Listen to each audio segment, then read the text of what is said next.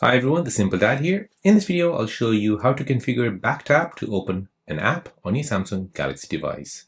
The Samsung Galaxy phone supports back tap gestures, which allows you to double tap or triple tap to the back of your phone to trigger actions. So you can use this to open your favorite app, take a screenshot, turn on flashlight, or perform other quick actions. So this feature is incredibly useful on large phones where reaching the buttons can be uncomfortable. It also acts like a hidden shortcut that feels natural and intuitive once you get used to it. So let me show you how to configure it and let me show you how it works. So for this, we'll go ahead and open up the GoodLock app. In the GoodLock app, scroll down and find Register. Now from here, you want to go ahead and find Back Tap Action. Go ahead and turn this feature on. So now you can go ahead and choose double tap, triple tap. You can go ahead and set both of them together.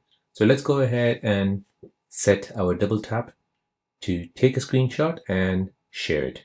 So I'll just configure it so that it shares it as well. And then let's go ahead and triple tap to start a pop-up window.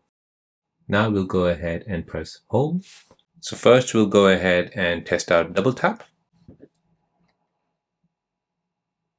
And there you go. So it's taken a screenshot and it's basically sharing it. Let me show you again one more time. So I'll go ahead and double tap. And there you go. Now let's go ahead and try triple tap, which basically opens any app in pop-up mode. So here we'll open up Facebook. And now we'll go ahead and triple tap. And there you go.